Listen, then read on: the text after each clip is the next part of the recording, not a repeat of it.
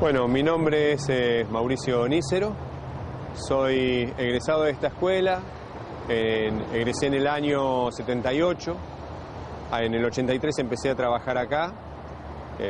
Desde que egresé, bueno, cursé la Escuela de Bellas Artes, el profesorado de Bellas Artes, y bueno, en el año 2002 hicimos, junto con algunos compañeros docentes, con algunos alumnos, después de aquellos sucesos del cacerolazo y de aquel momento crítico del 2001, decidimos poner en imagen aquellas cosas que nos habían conmovido de esos sucesos y bueno, que fueron esos cacerolazos y esa propuesta de la gente pidiendo por algo más que lo que se estaba dando en ese momento.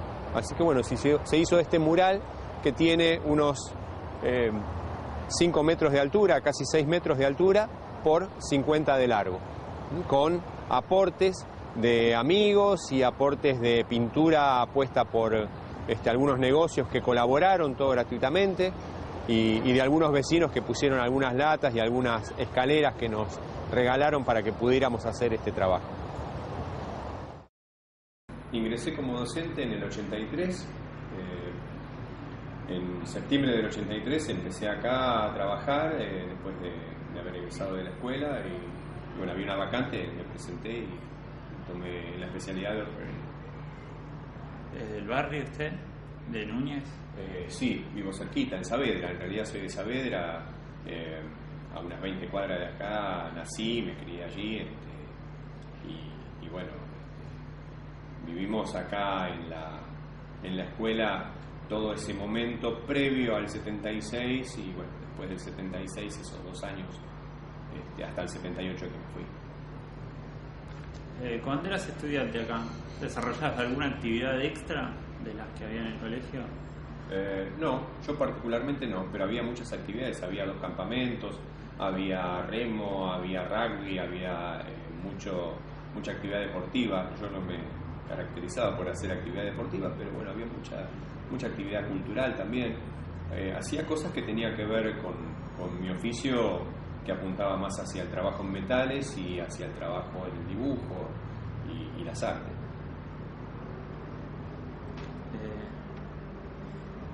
Cambiando de tema, ¿te acordás en ese momento si había algún tipo de actividad política de los estudiantes? Mira, cuando yo ingresé en la escuela, el primer año que llegaba, no recuerdo en aquel momento bien la fecha, pero hay un directivo que hoy está con nosotros, Carlos Parreira, era alumno.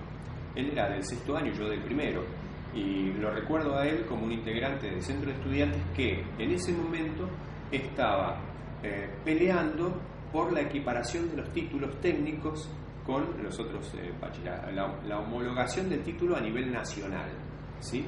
Que era una demanda de esta escuela, ¿no? Que los mecánicos de esta escuela, los electrónicos de esta escuela, a través de ese centro de estudiantes de aquel momento, tuviera el reconocimiento, nuestros títulos a nivel nacional por las incumbencias que tenían en esos oficios, ¿no?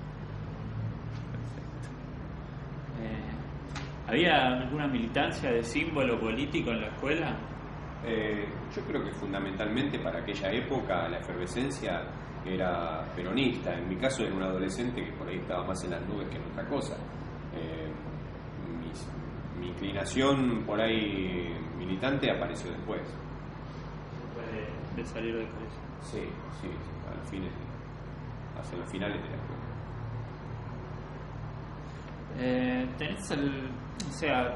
¿Tenés alguna sensación de cómo se vivió ese periodo acá en la escuela? O sea, ¿crees que los alumnos o los maestros se callaban más la boca o no decían todo lo que pensaban o se manejaban con más cuidado con respecto a lo que hablaban o lo que pensaban en ese momento?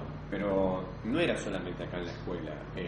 La sensación, por lo menos que yo sentía desde esa adolescencia, era que a partir de determinadas cosas que venían pasando en el país había que cuidarse mucho más y había que callarse mucho más y había que tener cuidado con qué se hablaba, con quién se hablaba y de qué se hablaba, ¿no?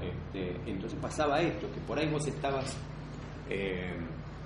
con cierta gente, con ciertas familias, y bueno, de estos temas no hablamos, ¿no? y con otros por ahí tenías un poco más de confianza y podías hacer algún comentario. La sensación en la escuela, por la proximidad con la Escuela de Mecánica de la Armada, había mucho parentesco. Por ejemplo, la banda de Mecánica de la Armada venía a tocar acá periódicamente, venía a tocar esa banda, por ejemplo, en los actos escolares, y esa misma participación se tenía desde acá hacia allí. Participábamos en sus desfiles, se hacían presentaciones. De cualquier manera, siempre eran invitados autoridades de Mecánica de la Armada a estar aquí en los actos escolares.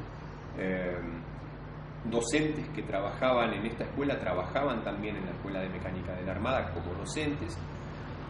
Esto me enteré mucho después. Había docentes que trabajaban en los dos sitios y bueno, ellos sentían que había algo allí que no estaba bien, ¿no?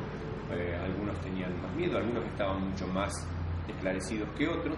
En lo particular, bueno, uno sentía que había que guardar cierto silencio, había que tener cierto cuidado y no hablar de ciertas cosas que tenían que ver con ese estado, ¿no?, de cosas que se venían dando en el país. ¿Vos cuándo te enteraste de que existía un centro clandestino? Bueno, mirá, yo me enteré ni bien salí. En el profesorado la actividad política ya en el 79 era mucho mayor. La actividad personal mía, comenzar a militar, fue también un paso muy importante, y ahí me enteré de algunas cosas que pasaban en el país, ¿no? Y bueno, posteriormente en la ESMA, y ahí uno empieza a atar cabos sobre esas cosas que uno pudo haber visto en ese momento. Te cuento más o menos cómo es la cosa. De pronto, donde nosotros íbamos como adolescentes en el 76 a escondidas a fumar, bueno, era el lugarcito que quedaba atrás de unas aulas, y ahí en ese lugarcito uno tenía enfrente la Escuela de Mecánica de la Armada. Un día vos estabas viendo, eso era el casino de los oficiales, veías la cocina, las persianas y las ventanas de la cocina, y un día vos veías las ollas colgando, a los marineros haciendo la comida, pelando papas o lavando las ollas, y de golpe y porrazo, en una fecha para mí indeterminada, se bajaron todas las persianas.